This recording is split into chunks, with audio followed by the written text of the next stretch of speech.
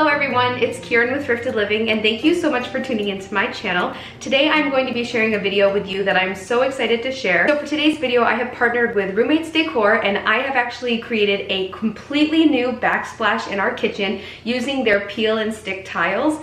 I had so much fun with this process and I absolutely love this product. But in today's video, I would like to take you on the process with me of start to finish of creating this new backsplash. I love it because it's a subway tile, it has dark grout. This was the exact product that my husband and I were looking for to complete this space. Now this isn't my first time using a Roommates Decor product. I've used these products before. These are actually called StickTiles. I've used this product before in my thrifted craft room. I completely created a new backsplash on my crafting desk, and I will make sure to link that video above. That process was super easy, and so I decided to look through the website a little bit more, and I reached out to Roommates Decor to see if they'd be interested in working together, and they were. So just so you know, Roommates Decor actually sent me these stick tiles to use for free, and so I would like to say thank you so much to Roommates Decor. I have had so much fun with this process, and I absolutely love this product. All right, so let's just jump right into the video where you can see the whole process of me creating a brand new backsplash using stick tiles from Roommates Decor. So today I am so excited because I'm going to be starting a new project.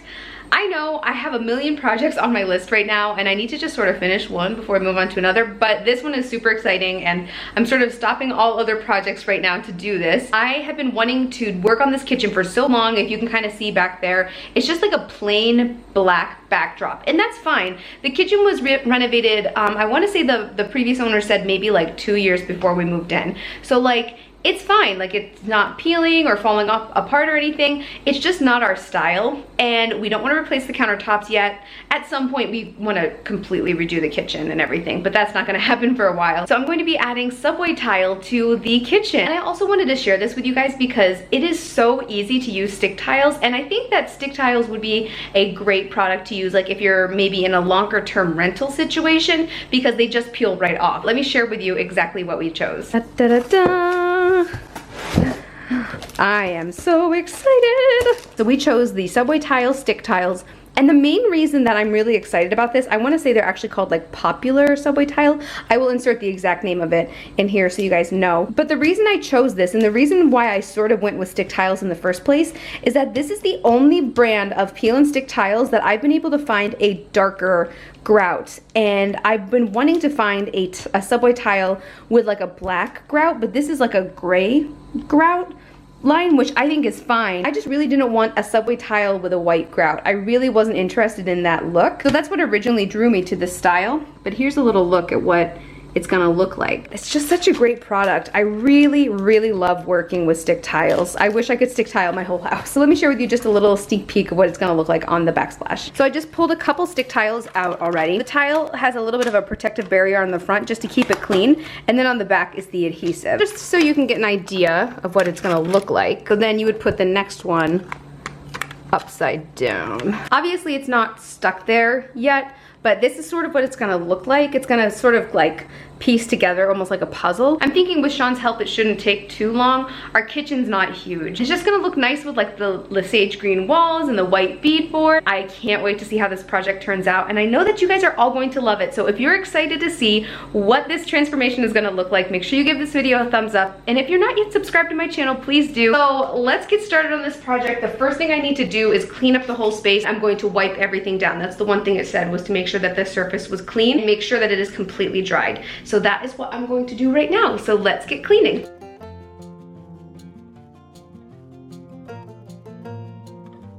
Ta-da! So I have the kitchen cleaned up. I have all, well, it's not wiped down yet, but I have all of the countertops cleared. I'll take that out too. I'm gonna remove the face plates off of those and off of the outlets. I'm going to be able to, I think, probably just get the pieces of the tile in a little easier that way. It's making me nervous, but we'll make it work. It's crazy how much bigger it looks. And I feel like it's even echoing a little bit. So as you can see, there is like this little kick plate type thing here, and then there's the rest of the counter, the backsplash right here. I wish that this was flat. I wish that it didn't have that piece, but I can't take that off because it's attached to this. I'm gonna take the time now and I'm going to wipe down the countertops and the backsplashes with a sponge, and then I'm going to take a towel and dry them off just to make sure they're completely dry.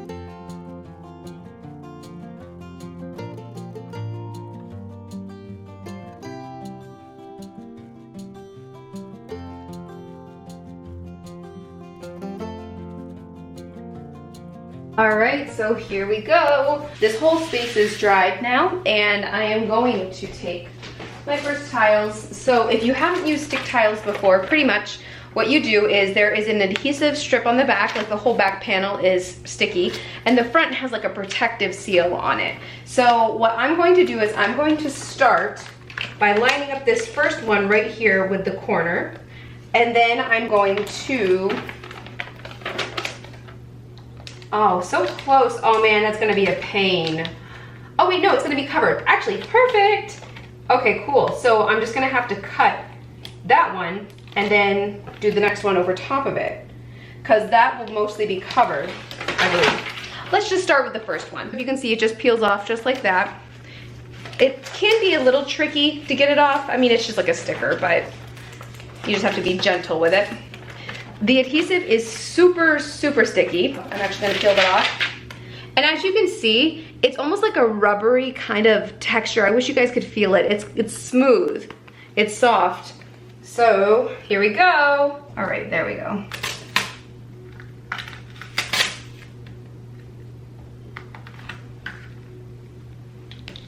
So here is the next one.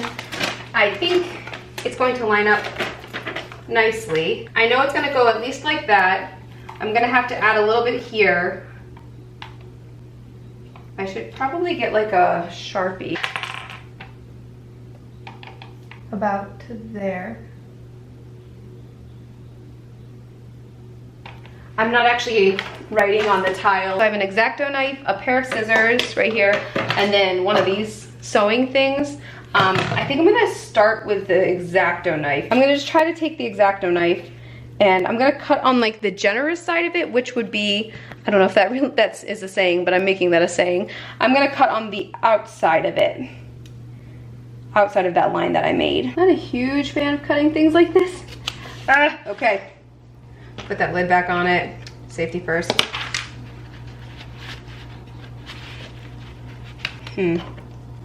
Maybe I could just cut the rest of it like that.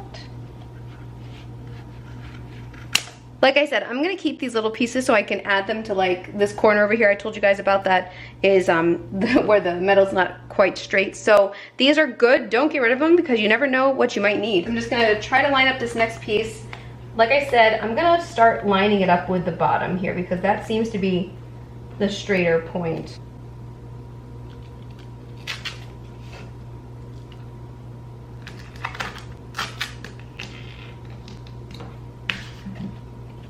And I am now ready to make another cut. This product is really simple to cut. It's really easy to work with. Now I'm going to take the scissors and cut it out. That just seems to be working a little better for me. Go in like so.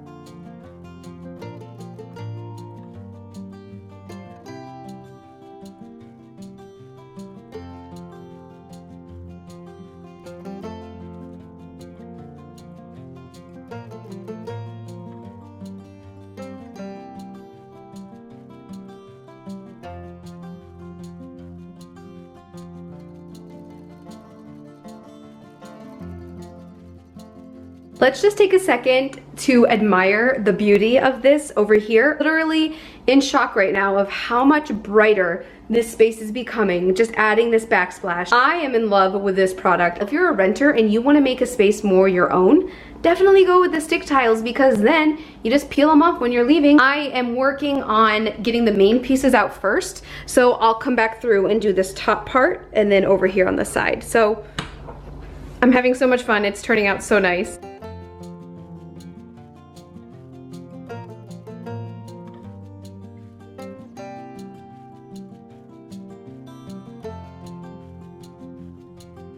So I didn't share this process with you because it was stressing me out, but I am getting ready to put my first piece like behind the woodwork here, and I don't know why, but doing this cut really stressed me out, and I'm so proud because I'm pretty sure it worked, knock on wood, I'm pretty sure it worked fairly well.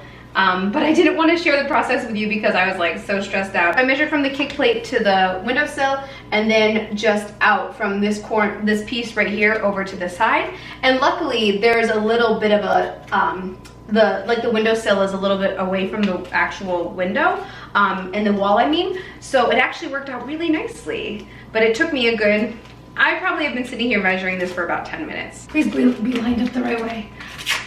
Okay.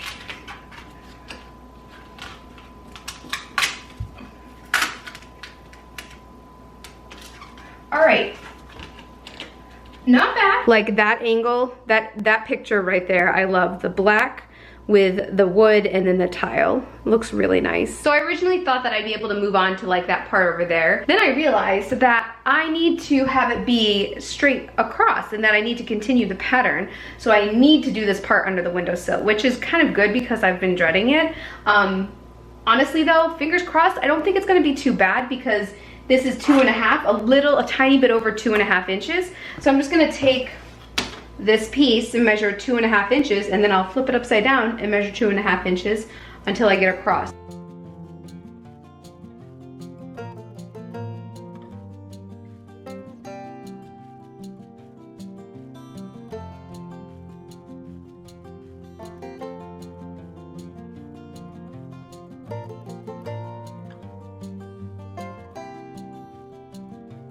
So I just finished all of like the main pieces on here. What I should have done though is I should have started this like flat. That would have made things a little easier because now I'm gonna have to do like a bunch of weird cuts. So I'm gonna need to fill in these little pieces on the side. I'm gonna have to do the top, and then the same thing for over here. I'm gonna have to do these pieces, the top, this corner, the top, and then just the top of that. So I'm just gonna take the piece and cut straight down through there to do these little pieces right on the side. Again, I should have done it a little differently, but what can you do? This corner is a pain to get back into. It's so far back.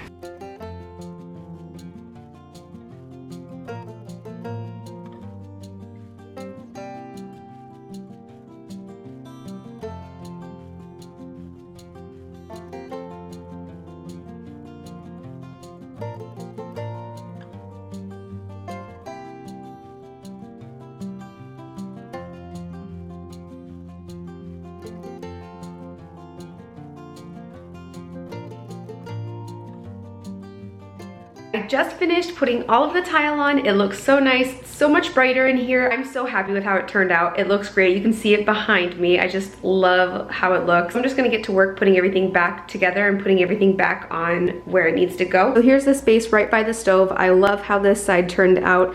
I think that this was probably the easier of the sides to do, and I think that's because it didn't have any corners or any real barriers to make the cuts sort of challenging, but I really love how this looks. I love how the white tile really brightens up the space. I really love how the darker grout ties in with the countertops. Sean and I also painted those knobs black to sort of tie in with the countertops. They were actually gold originally, but I really like how they look in black. One thing we also did was we extended the tile all the way through the back. I had just cut some out, like I pretty much made it go to like there because I didn't want to waste the tile, but we had more than enough at the end. So I was able to continue the tile all the way down, and Sean actually helped me pull this stove out so that we were able to get a better look at that.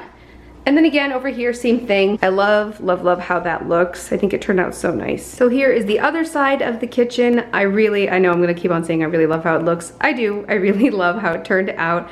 I really love this back corner especially because before it was just the black countertop and then right up against it was the black backsplash. I really love how it looks with the stainless steel KitchenAid and then the white tiles and the black countertop. I really like how that turned out. And one area we're going to work on is right back there. It just didn't really line up nicely, and again, it was just me being impatient. It wasn't that it was actually difficult to do, I was just being impatient. And over here, it really wasn't too difficult to get underneath the window. I thought that was gonna be the most challenging part, but it really wasn't. I really like how it really brightens up the space over here, and I really like how it looks with the wood as well. Like I really like the wood with the black countertop and then the white backsplash. We wanna change out the curtains on the window, and we also wanna give a really good like magic eraser cleaning to the cabinets. We also painted the kitchen green, this like sage green. I'll insert a card for that video above so you can check it out. But I love how it looks with the green and then the white with the black knobs and then the white backsplash and the black countertop. So I think it turned out really nicely. And that's it for the whole process of creating a brand new backsplash in this kitchen. I hope you enjoyed seeing the process from beginning to end. Overall, I felt that the process was very easy. For me, I am not really the best at measuring things and making things absolutely perfect. That's more Sean's area of expertise.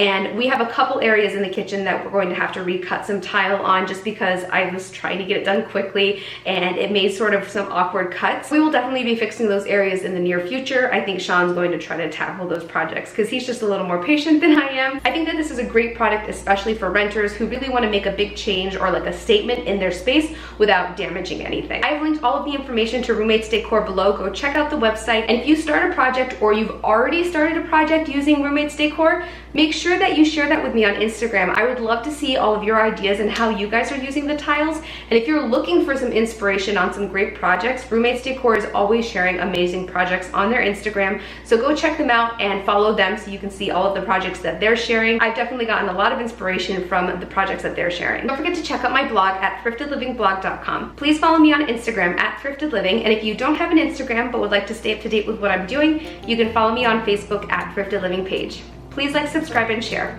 Thank you so much for watching. Bye!